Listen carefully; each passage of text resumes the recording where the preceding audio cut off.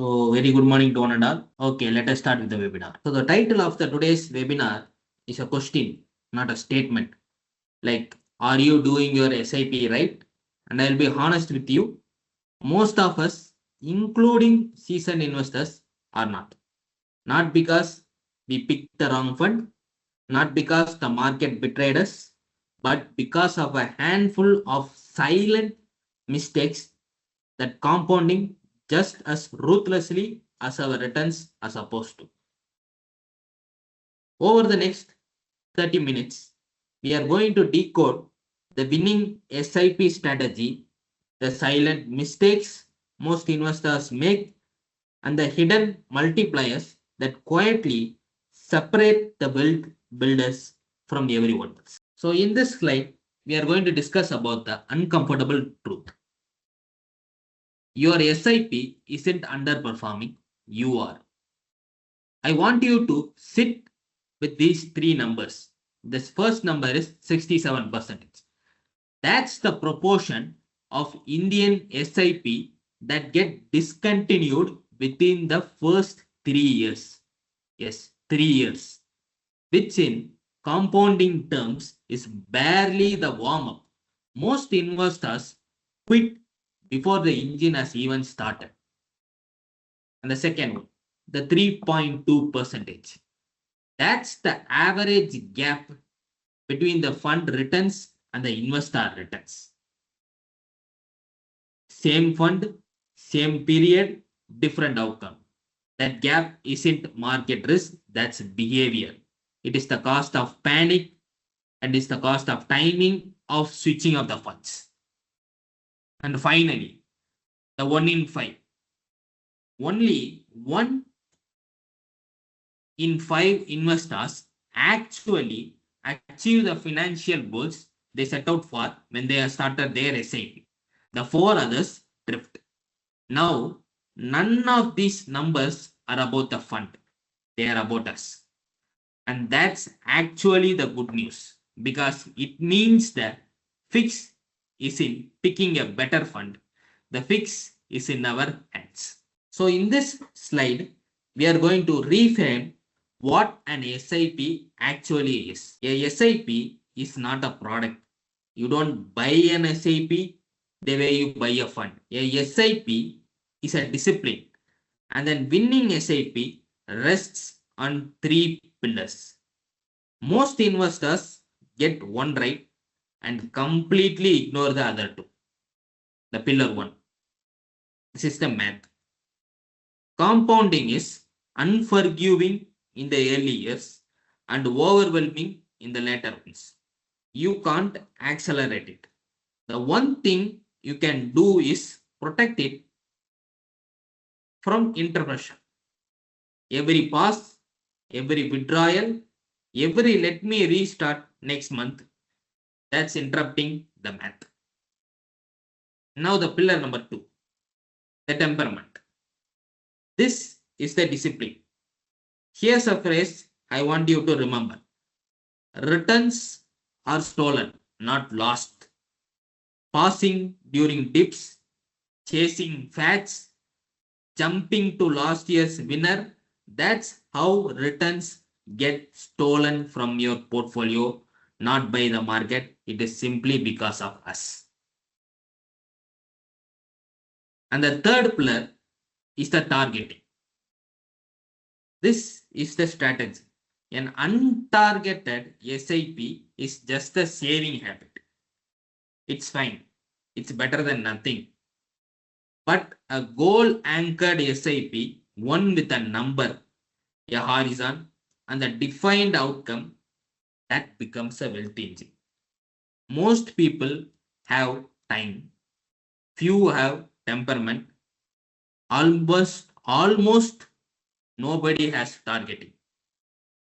The winners will have all the 3. Now in this slide, we are going to see about the 5 silent killers of SIP returns. What makes these dangerous is that none of them look catastrophic in any single month. They look reasonable. Sometimes they even look smart. but across a decade, each one is devastating. Let me walk through them. The first one, the panic pause. Stopping your SIP during a bear market, exactly when units are cheaper and the cheapest. This is the single most expensive mistake in SIP history. We will do a deep dive in this one in a minute. The next one, the frozen amount. Running the same 5,000 SIP for 10 years, even though your salary has even doubled or tripled, your savings rate is quietly collapsing against inflation. You think you're being consistent, but in reality, you're actually falling behind. Now, the third one, the goalless drip. Investing without a number, without a horizon, without an asset mix, no destination. So, no way to know if you are winning or losing. The next one is the star chaser. Switching to whenever funds topped last year's ranking. The problem? Past leaders mean revert. You buy after the run up and sell after the underperformance. Buy high and sell low, and this is on repeat. The last one is the wrong vehicle. You do an equity SIP for a 2-year goal or a debt SIP for a 20-year one. The right fund in the long horizon still loses. If you saw yourself in even one of these, good. It's good. Actually, it's good. Awareness is the first fix. Let's go deeper onto the most expensive ones. Here in the first point, the panic pause. The bear markets aren't your enemy. So pausing your SAP during them is. Let me tell you why. This one is so more attractive. Why it feels like.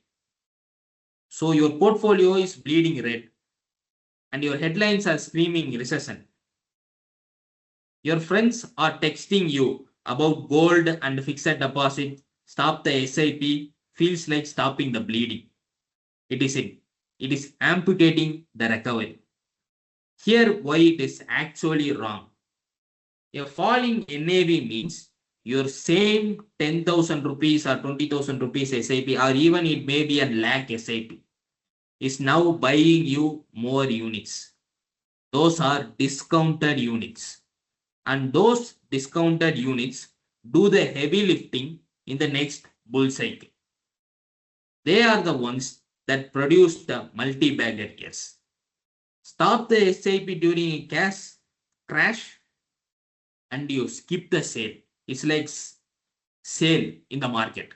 Studies of investor behavior across multiple cycles suggest investors who kept their SIP running through major dips ended up with roughly 1 to 1.5 times the wealth of those who passed the SIPs during the crash period.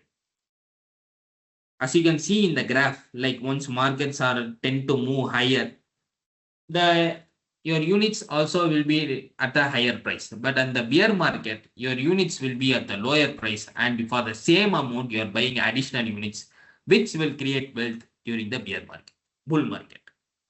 Think about that. Not 10% more, not 20% more, 60% more for one decision for not doing something. The hardest action in investing is often no action.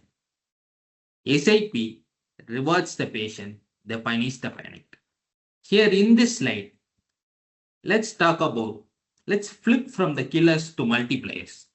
The things that nobody talks about, but that quietly do the heavy lifting. The step up SIP, the lever almost nobody pulls. Here's a simple idea. Raise your contribution, SIP contribution, by 10% every single year automatically. One time step up you never touch it again. Now look at the number on the screen. 2.75 times, almost 3 times more wealth at year 30 simply by stepping up the SIP by 10% each year. Same fund, same return, same investor, just a small annual bump. Why does this work so well? Because your income rises every year. Your rent rises, your lifestyle rises. So, if your SIP stays flat, your savings rate is quietly falling every single year. The step up keeps your contribution growing alongside lifestyle inflation. It uses your future rises before you can spend them. The brilliant part, your salary increase is usually more than 10%. So a 10% step up doesn't even feel like a sacrifice. It is the most powerful thing you can do this week, and almost everyone listening to this webinar can enable it in 2 clicks on their app. Here in this slide, we are going to get tactical. So here's the complete framework. So stop running one SIP. Run a portfolio of SIPs. Each one mapped to a specific goal, specific horizon, and a specific risk profile. This is the foundation.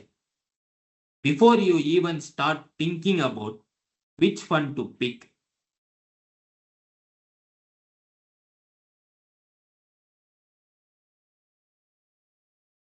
so here is the first one, the emergency fund, the 0 to 1 year. The risk level it should be very, very low. For this goal, capital safety beats every percent of return. You don't want this in equity. You want it in either liquid funds, savings, or short-term debt. That is the right neighborhood for the emergency fund. Risk should be very, very low. Next one is a down payment to a car.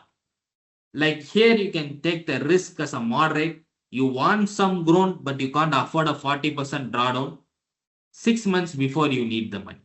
Think hybrid funds, balanced advantage, or a mix of these funds. These would be better kind of funds for this kind of horizon and for this kind of goal. For your child's education, it's 10 to 15 years. You can take a high risk. You have a long runaway. Equity can absorb the volatility comfortably here.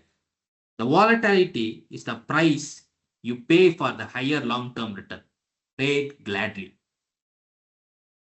The final one, the retirement corpus.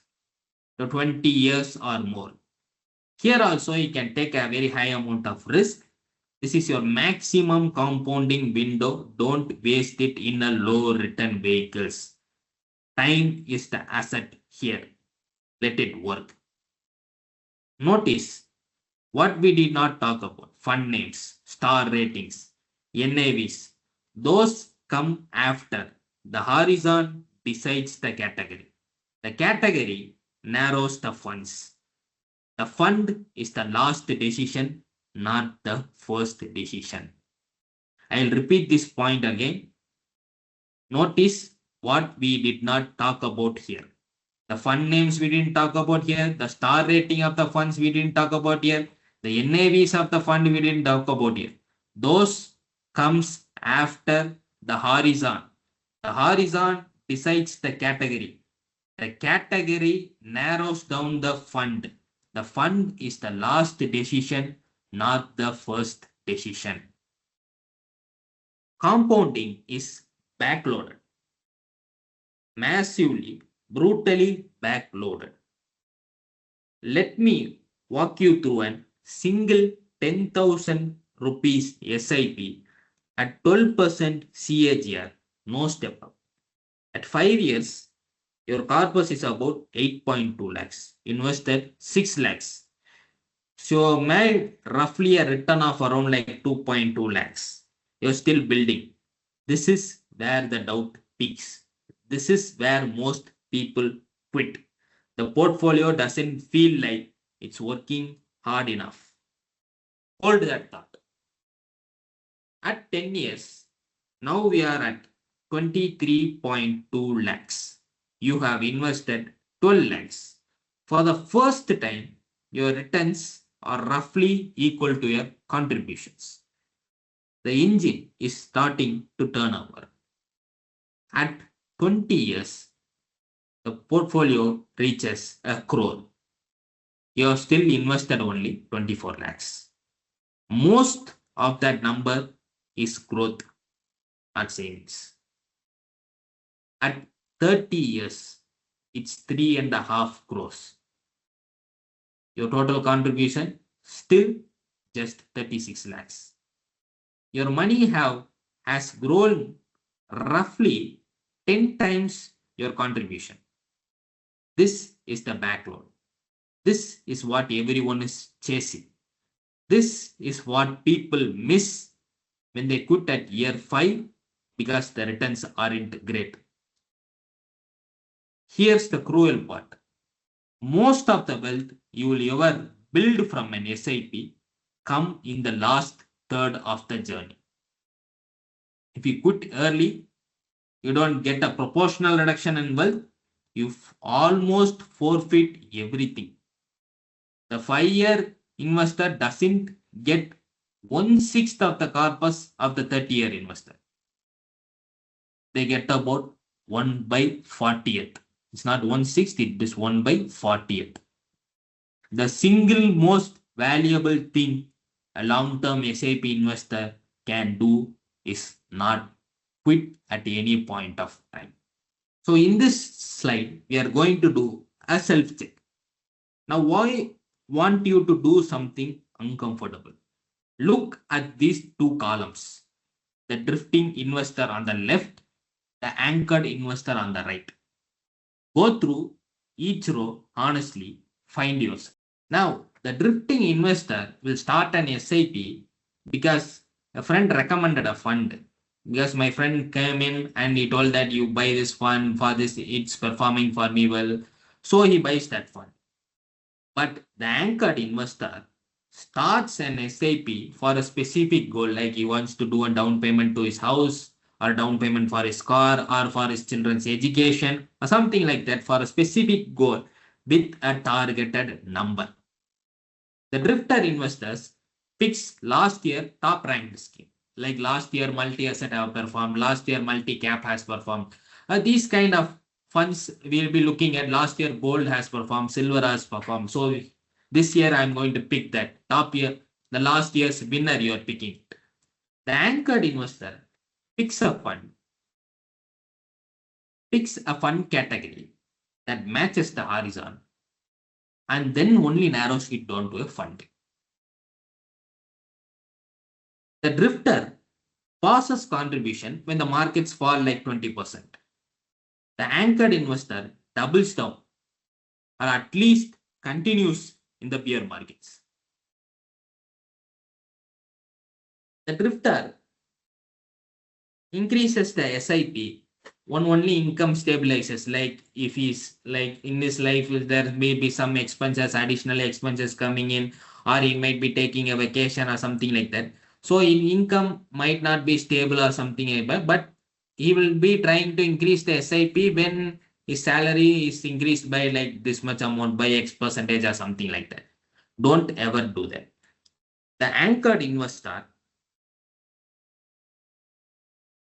steps up by 10% every year on an autopilot. The drifters checks NAV daily and switches fund like every 18 months, 12 months, like jumping to the star performer. The anchored investor reviews annually, not monthly, and switches rarely, very rarely. Only when it is continuously underperforming for a certain amount of periods. The drifter has no horizon, no number, no plan. The anchored investor treats the SIP debt like an EMI. It's non-negotiable. At any point of time, at this date, the SIP should be gone. Let's bring all of it together. The winning formula. A winning SIP distilled into 5 non-negotiables. And notice. 1. Anchor every rupee to a goal. Name the goal, name the target amount, name the year. An unhapped SIP is a saving hobby. It is not a plan at all. 2. Choose the category before the fund. Match the horizon to the asset class first. The fund name is a footnote, not the headline. Most investors do this in reverse. That's why they pick the wrong vehicle for the right goal. Step 3. Step up by 10% everywhere. Automate the increase. So willpower doesn't have to win every January. Salary raises shouldn't lift lifestyle alone. They should lift the SIP first, then the lifestyle, so that your future lifestyle is taken care of by your corpus, what you are building as of now. 4. Defend the SIP in every bear market. Stopping the SIP in a crash is the single most expensive emotional decision an investor can make. We saw the numbers. Defend the SIP like it is a non-negotiable EMI. It's an EMI. Consider it as like an EMI because if you don't pay your EMI on time, your property gets possessed. The 5th one. Review yearly. Switch rarely. Switch when required. Track against your goal, not against the league table. A fund being number 3 instead of number 1 is not the reason to switch.